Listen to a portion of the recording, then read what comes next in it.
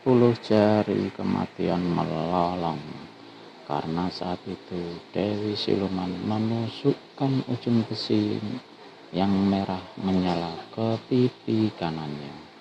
Bukan saja pipi itu terpanggang hangus, tapi juga menjadi bolong besar. Masukkan manusia tak berguna ini ke ruang penyiksaan kembali, perintah Dewi Siluman.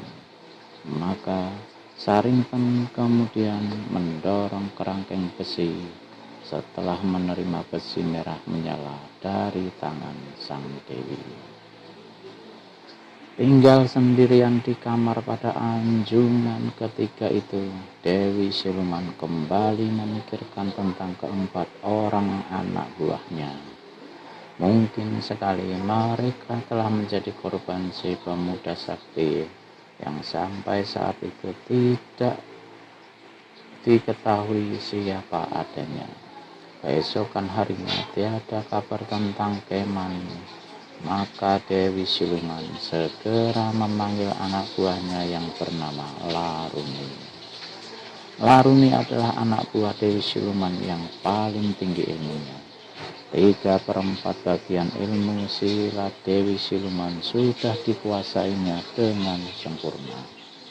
Waktu Laruni datang menghadap, Dewi Siluman menunggunya bersama Saringpan, Inani, dan seorang gadis lainnya bernama Wakania. Dewi Siluman tidak membuang-buang waktu, segera dia berkata, "Laruni, aku percayakan satu tugas kepadamu yang harus kau laksanakan dengan baik. Kau tentu sudah tahu bahwa 4 kawanmu di bawah pimpinan Kemani telah kuperintahkan untuk mencari pemuda berkepandaian tinggi. Pemuda itu kini malang melintang di pulau kita dan merupakan bahaya besar bagi kita serta setiap rencana kita. Keempat kawanmu itu tidak kembali sampai hari ini. Aku khawatir bahwa mereka menemui hal-hal yang tak diingini. Kuharap kau bisa menyelidiki apa yang telah terjadi dengan mereka. Dan paling penting ialah mencari serta menangkap hidup-hidup pemuda itu, membawanya kemari." "Tugasmu siap kulaksanakan, Dewi," kata Laruni menyahuti. "Apakah aku akan pergi seorang diri?" "Seorang diri aku percaya kau akan mampu melaksanakan tugasmu," jawab Dewi Siluman. "Namun kurasa akan lebih baik jika kawan-kawanmu yang 3 orang ini ikut bersamamu." Dewi Siluman kemudian palingkan kepala pada Inani. Setelah menatap gadis jelita berkulit kuning langsat itu sejurus, maka berkatalah dia, "Inani, kau pergi bersama Laruni dan bawa kecapimu." Bukan saja Inani, tapi Saringpan, Laruni, dan Wakania menjadi heran mendengar ucapan sang dewi. Adakah orang yang hendak ditugaskan mencari musuh lawan hebat disuruh membawa kecapi? Sungguh tak dapat dimengerti mengapa sang dewi menyuruh demikian. "Kalian mungkin heran," ujar Dewi Siluman sambil pandangi paras keempat anak buahnya.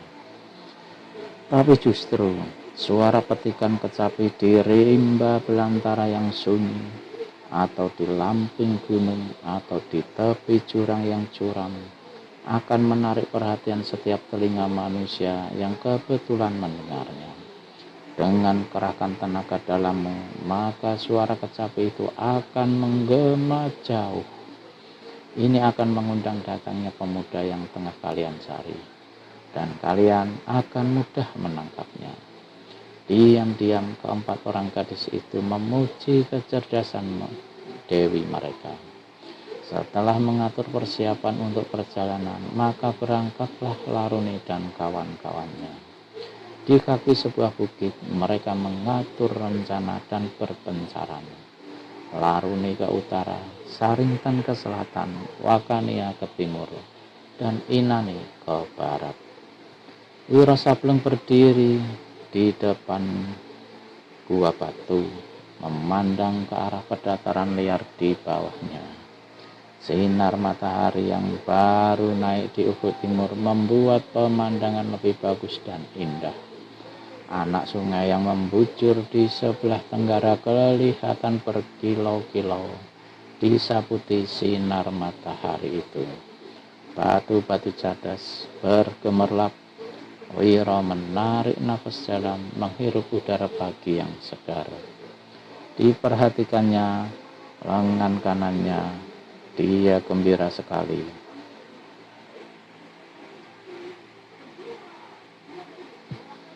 Karena lengan yang tempo hari patah itu kini sudah sembuh.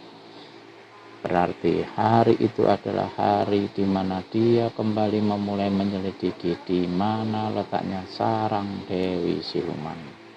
Sebenarnya Wiro ingin lebih dahulu mencari Goa Belerang, yaitu goa yang diterangkan secara misterius dalam tulisan manusia aneh yang telah mengencingi kepalanya dulu.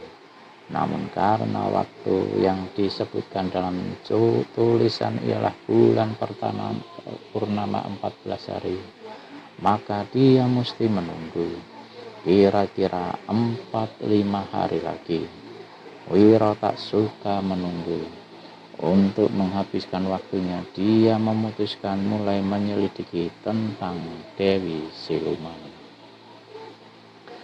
Demikianlah, setelah menikmati pemandangan indah serta puas menghirup udara pagi yang segar, maka Wiro segera tinggalkan gua.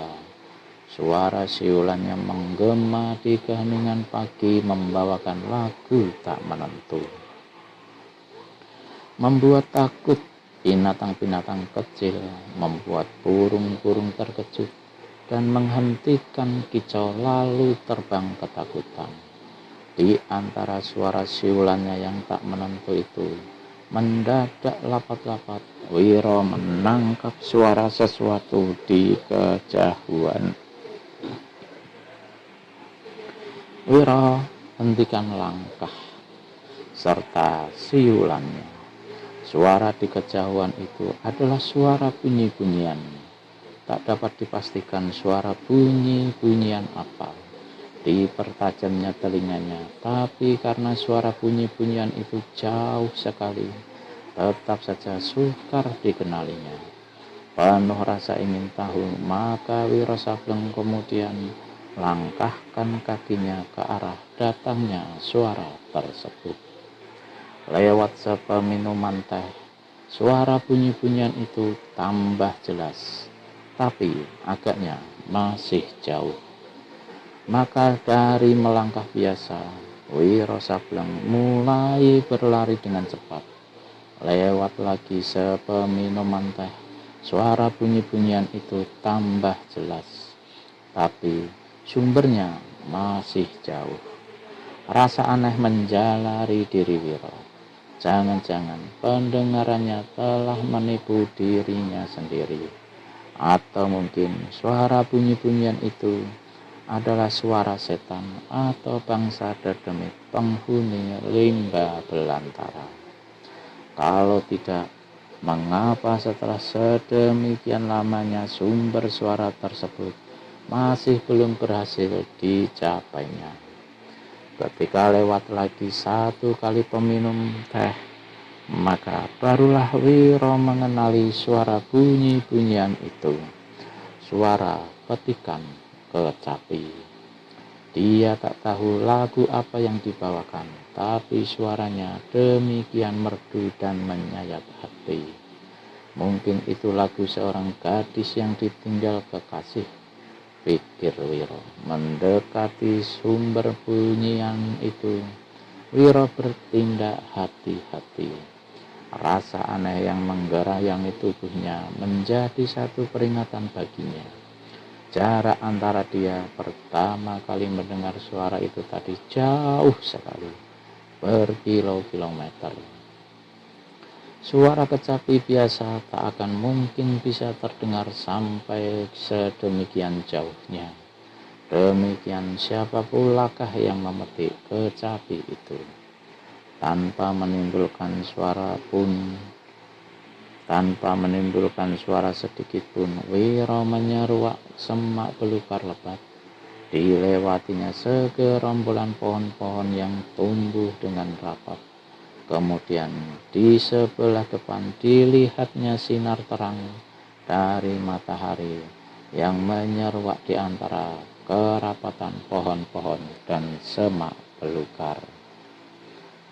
Ternyata di bagian depan sana itu adalah ujung dari sebuah lembah subur yang ditumbuhi rumput hijau. Pemandangan dari tempat ketinggian itu indah sekali, karena di bawah lembah kelihatan sebuah telaga. Namun, Wiro sama sekali tidak tertarik dan memperhatikan keindahan pemandangan itu. Dia bergerak ke samping kiri, dari mana suara kecapi terdengar santer sekali. Dia masih belum melihat manusia dan kecapi itu. Mungkin terlindung di balik semak-semak rapat di dekat pohon beringin besar. Maka Wiro dengan langkah cepat tanpa suara menuju ke balik pohon beringin. Matanya memandang tajam, menembus di antara celah-celah semak belukar. Dan terkejutlah Wiro Sableng. Apa yang disaksikannya hampir tak bisa dipercayainya. Di balik semak belukar itu terhampar sebuah batu hitam besar laksana pelaminan, menghadap ke lembah subur. Dan di atas batu besar itu duduk seorang dara jelita sekali, berbaju biru. Rambutnya diriap lepas, bergerai di bahu dan di punggungnya sampai ke pinggang. Sinar matahari membuat rambut yang hitam itu berkilauan. Di pangkuan sang dara terletak sebuah kecapi yang kayunya bagus diukir-ukir. Jari-jari si gadis menari-nari dengan lincahnya di atas sinar-sinar kecapi itu. Dia memainkannya tanpa matanya memandang pada kecapi itu, tapi memperhatikan keindahan lembah di bawahnya. Begitu ahlinya dia memainkan kecapi itu, dan betapa indahnya lagu yang dibawakannya. Untuk beberapa lamanya, Wiro dibikin terpesona. Bukan saja oleh kepandaiannya dan keindahan permainan kecapi si dara baju biru, tapi juga oleh kejelitaan parasnya. Beberapa lama kemudian, barulah Wiro Sableng menyadari bahwa cara si gadis memainkan kecapi itu bukanlah cara biasa seperti yang dimainkan oleh orang. Buktinya, petikan kecapi itu telah terdengar oleh Wiro Sableng di tempat yang sangat jauh. Pastilah si gadis baju biru memetiknya dengan disertai aliran tenaga dalam yang hebat pada jari-jari tangannya. Dan pastilah bahwa gadis jelita ini bukan gadis sembarangan. Ketika si gadis baju biru menggeser badannya sedikit, maka saat itulah Wiro dapat melihat kalung tengkorak kecil yang tergantung di lehernya. Terkesiaplah Wiro. Baju biru, kalung tengkorak kecil, itulah ciri-ciri dandanannya anak-anak buah Dewi Siluman dari Bukit Tunggul. Karena memaklumi bahwa si gadis meskipun masih belia, tapi berilmu tinggi dan memiliki tenaga dalam sempurna, maka Wiro Sableng tak mau bertindak sembrono. Dia menunggu sampai beberapa lama, tapi si gadis agaknya masih belum menghentikan petikan kecapinya. Akhirnya Wiro putuskan untuk keluar dari balik pohon beringin tanpa menunggu sampai si baju biru itu menyudahi permainan kecapinya. Sambil mendehem, maka Wiro Sableng munculkan diri. Meskipun dia memainkan kecapi adalah sengaja untuk mengundang datangnya orang yang tengah dicari, namun suara deheman tadi membuat datangnya orang yang tengah dicari. Namun deheman itu membuat Inani, gadis yang memainkan kecapi itu, jadi terkejut juga. Belum dia berpaling, didengarnya suara laki-laki berkata, "Petikan kecapimu sedap sekali, saudari. Lagunya pun indah." Inani hentikan permainannya dan putar kepala dengan cepat. Di hadapannya kini berdiri seorang pemuda berambut gondrong bertampang gagah. Pakaiannya putih-putih dan tubuhnya tegap kekar. Meskipun sudah dewasa, namun pandangan matanya seperti mata anak-anak, membayangkan kepolosan dan kejujuran. Meski terkesiap beradu pandang dengan Wiro, namun begitu ingat tugasnya, maka membentaklah Inani. "Siapa kau?" Wiro Sableng sunggingkan senyum. "Ah, kenapa kau hentikan permainan kecapimu, saudari? Rupanya aku mengganggumu saja. Harap maafkan aku." "Jangan banyak bicara, lekas terangkan, siapa kau?" "Tadinya tengah menggembalakan kerbau di sebelah timur lembah ini. Kemudian ku dengar suara petikan kecapimu. Lalu aku datang ke sini." "Jadi kau gembala?" "Betul," sahut Wiro. "Jangan dusta. Kau pasti pemuda yang tempo hari larikan diri ketika mau ditangkap." Habis membentak begitu, maka Inani segera gerakkan tangan kanannya ke balik pakaian. Sebuah benda berbentuk bola hendak dilemparkannya ke udara. Bola ini adalah tanda yang harus dilepaskannya ke udara untuk memberitahukan kepada kawan-kawannya bahwa dia telah berhasil menemukan orang yang mereka cari. Di udara bola itu akan pecah dan memancarkan warna merah hingga mudah dilihat. Tapi sebelum tangannya sempat melemparkan bola itu, Wiro Sableng sudah tangkap pergelangan tangan kanan Inani. Keduanya saling tarik-menarik dan saling pandang menyorot. Betapapun si gadis kerahkan tenaganya, tetap saja dia tak sanggup melepaskan pegangan Wiro. "Lepaskan tanganku," teriak Inani. Rasa aneh menjalari dirinya. Seumur hidup itulah pertama kali seorang laki-laki menyentuh kulit tubuhnya. "Aku akan lepaskan," kata Wiro sambil tersenyum.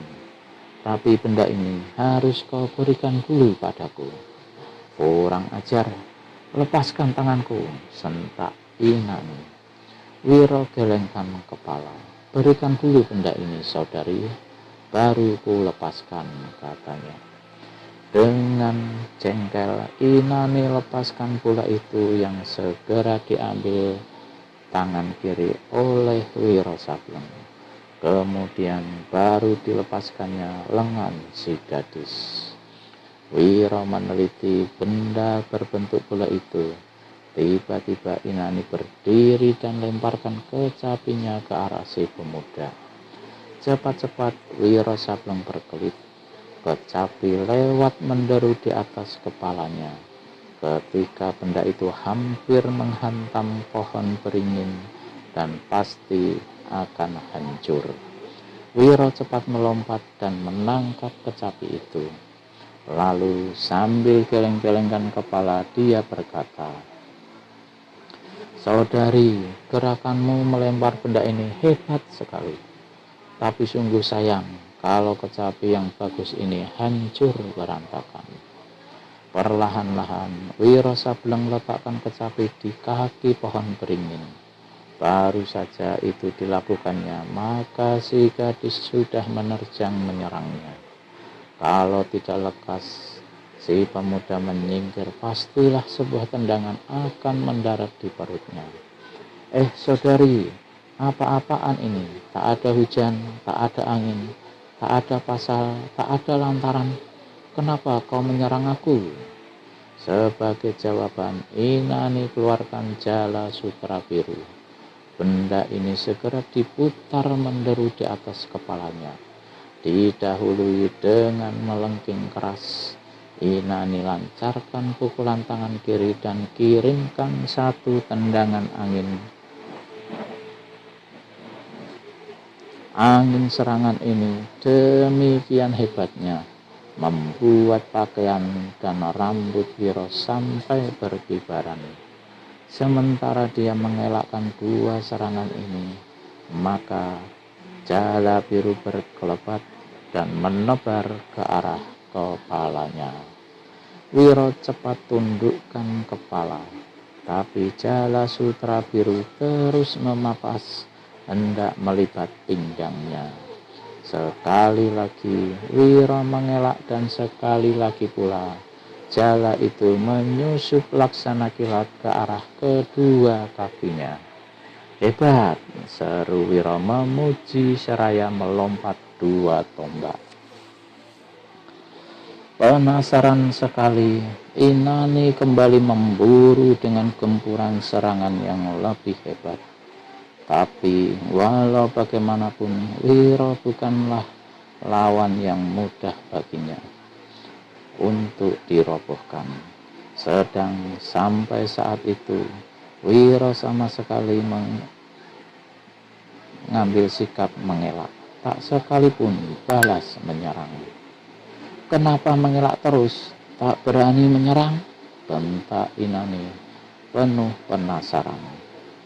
Dia berharap salah seorang kawannya muncul di situ agar bisa membekuk si pemuda. Hentikan seranganmu, saudari. Kita toh tidak punya permusuhan. Mari bicara dulu baik-baik. Kalau kau mau bicara, bicaralah nanti di hadapan Dewi Siluman. Oh, jadi kau anak buahnya Dewi Siluman. Kau tahu, saudari, Dewimu itu kawan baikku. Karena merasa dipermainkan dengan ucapan itu, maka Inani menyerang lagi dengan lebih ganas. Dia keluarkan jurus-jurus mengandung tipu berbahaya. Tiada terasa 20 jurus telah berlalu. Jika Wiro mengadakan perlawanan, pastilah tidak semudah dan sebanyak itu jurus yang bisa dilewati Inani. Saudari, jika kau tak mau hentikan seranganmu, terpaksa aku turunkan tangan kasar, memperingatkan Wiro. Kalau kau memang punya kepandaian, silahkan balas seranganku. Kukira kau bukan pemuda banci yang mau pandai berkelit dan mengelak saja. Wiro panas sekali dikatakan pemuda banci. Harap kau jangan menyesal, saudari, katanya serasa pasang kuda-kuda. Pukulan tangan kosong yang menimbulkan angin keras melanda ke arah Wiro. Di saat yang sama, jala sutra menderu dari atas ke bawah dalam satu gerakan yang luar biasa cepatnya. Gadis cantik, seru Wiro, lihat baik-baik. Ini jurus menepuk gunung, memukul bukit. Pegang kuat-kuat jalamu, kalau tidak akan kurampas. Habis berkata begitu, Wiro hantamkan dengan perlahan telapak tangan kirinya ke depan. Sedang Tangan kanan membuat gerakan cepat ke samping sesuai dengan sambaran jala. Tubuhnya sedikit menekuk. Pemuda sombong, maki Inani. Kau akan terima nasib sial di dalam jalaku. Dan si gadis lipat gandakan tenaga dalamnya. Tiba-tiba dia terkesiap karena pukulan tangan kosongnya dipapasi oleh satu sambaran angin deras yang keluar dari telapak tangan kiri lawan. Belum lagi habis rasa terkesiapnya ini, sekejap kemudian dirasakannya jala sutra birunya yang tadi telah menebar, kini menciut lagi ujungnya. Ketika kejapan berikutnya berlalu, Inani merasakan tangannya yang memegang jala laksana dipelintir, dan tahu-tahu jala sutra itu terlepas dari tangannya, kena dirampas oleh Wiro Sableng. Wiro tertawa dan main-mainkan jala sutra biru yang berhasil dirampasnya. Apakah kau masih belum mau menghentikan pertempuran dan bicara dulu baik-baik? Tanya Wiro pula. Sebagai jawaban, malah Inani meloloskan kalung tengkorak dari lehernya. Kemudian dengan sebat menyerang ke arah Wiro.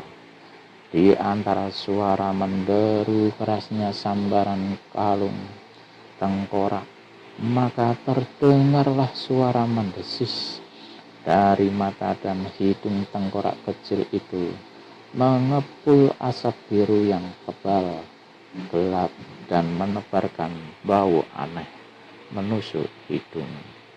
Wiro terkejut bukan main.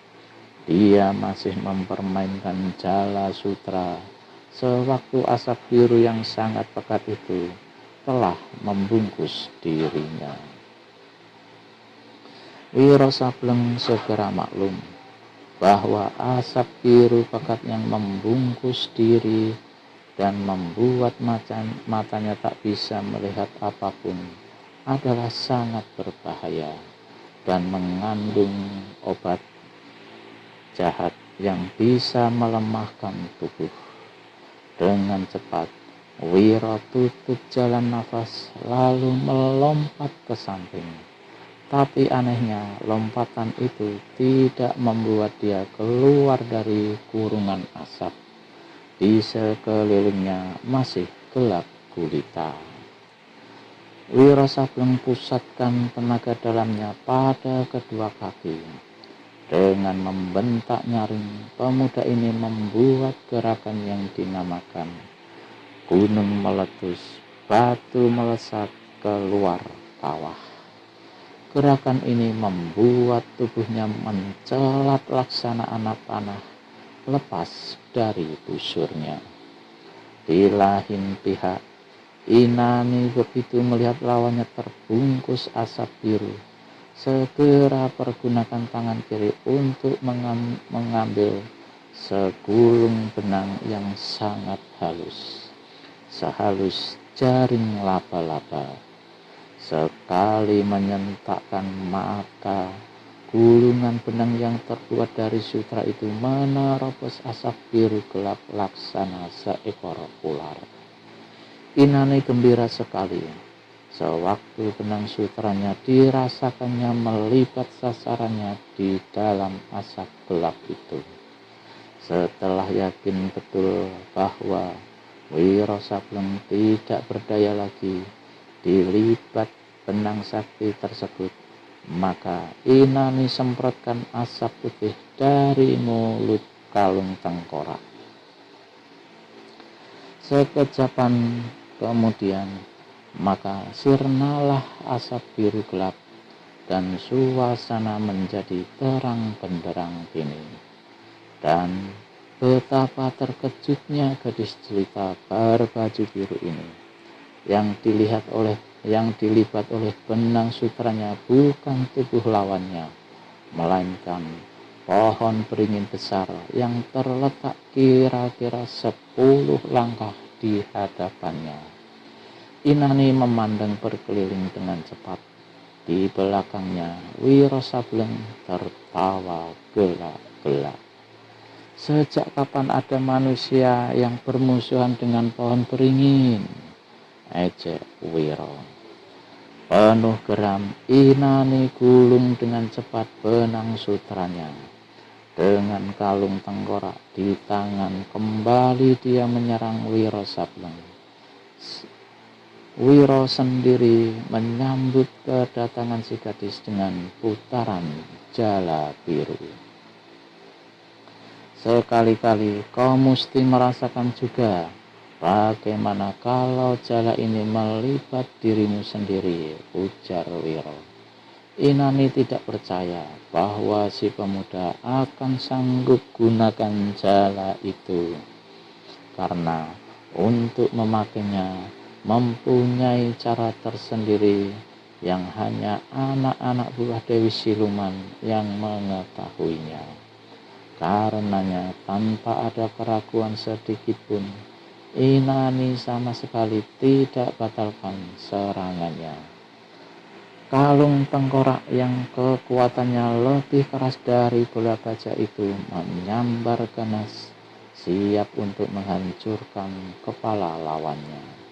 Tapi betapa terkejutnya gadis ini sewaktu di kejap yang sama jala sutra biru di tangan lawan membuka dan menebar menyungkupi tangan kanan terus kepala dan tubuhnya. Wiro Sableng adalah seorang yang bermata tajam. Sewaktu Inani mengeluarkan jala biru, dia merasa sangat tertarik dan memperhatikan dengan seksama bagaimana si gadis memainkan senjata tersebut. Sehingga pada saat jala itu berada di tangannya, dengan mudah dia bisa pula mempergunakannya. Inani coba berontak dan lepaskan diri dari sekapan jala, tapi sudah terlambat. Seluruh jala telah membungkus tubuhnya sampai ke lutut, membuat dia tak bisa lepaskan diri lagi. Wiro tertawa gelak-gelak dan berdiri tolak pinggang. Lepaskan jala ini, teriak Inani.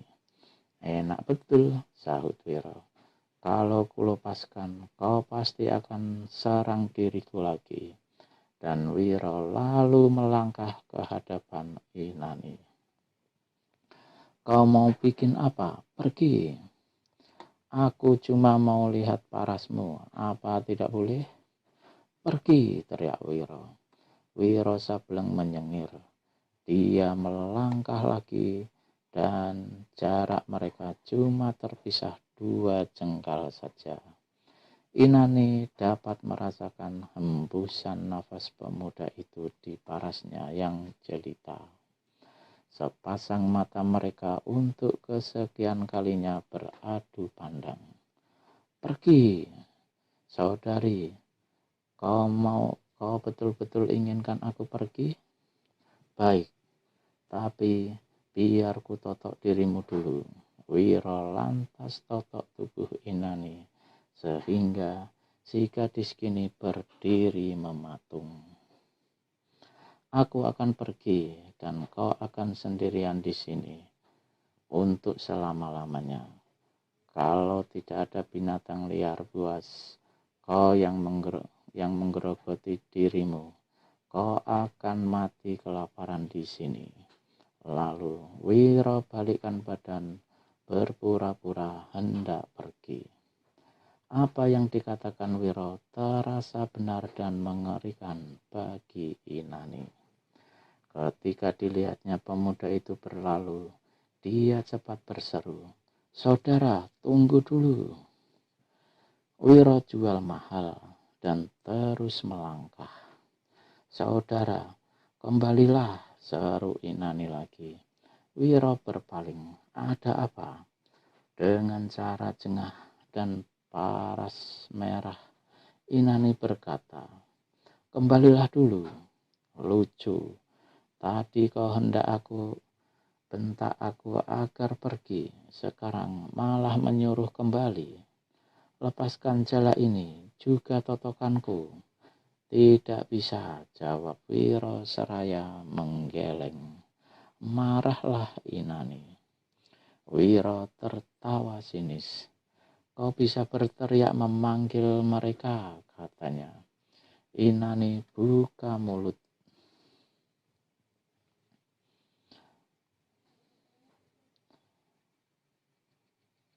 Betul-betul hendak berteriak. Tapi entah mengapa hal ini kemudian tak jadi dilakukannya. Malah dia berkata, "Jangan kira dengan kehebatan yang kau miliki, kau bisa menghadapi Dewi Siluman. Tak satu ketinggian ilmu silat, tak satu kesaktian pun yang sanggup mengalahkan Dewi Siluman." Begitu? Wiro garuk-garuk rambutnya. "Aku tidak mengerti. Apakah Dewi Siluman itu benar-benar seorang manusia atau seorang siluman? Apakah parasnya secantik Dewi ataukah mengerikan seperti siluman?" "Pemuda kurang ajar, jangan kau berani lancang mulut menghina Dewi kami," bentak Inani. Siapa yang menghina? Aku cuma tanya. Lepaskan. Kau mau berjanji memetik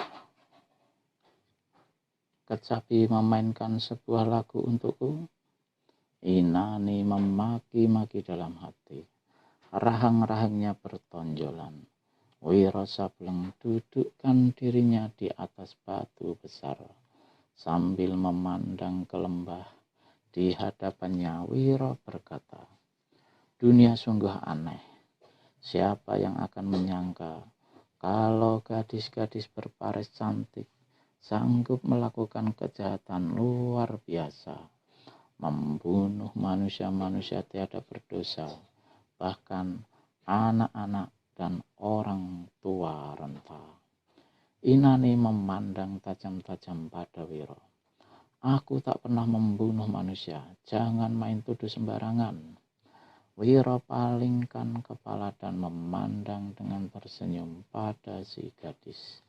"Kau toh anak buahnya Dewi Siluman, biang penebar kematian dan kejahatan di Pulau Madura ini, yang kabarnya mau menguasai dunia persilatan di 8 penjuru angin. Tapi tidak semua anak buah Dewi Siluman yang jadi pembunuh. Lantas, kau jadi apa?" tanya Wiro Sableng. "Jadi tukang rias atau tukang kipasnya?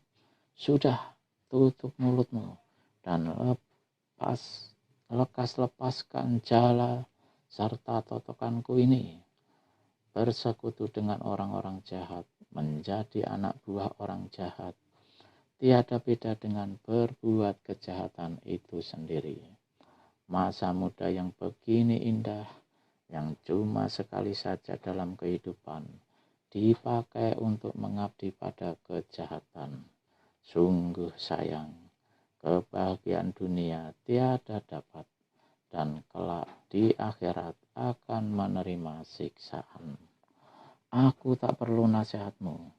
Dengar saudari, aku akan bebaskan kau kalau kau berjanji mau menunjukkan di mana sarangnya dewimu itu."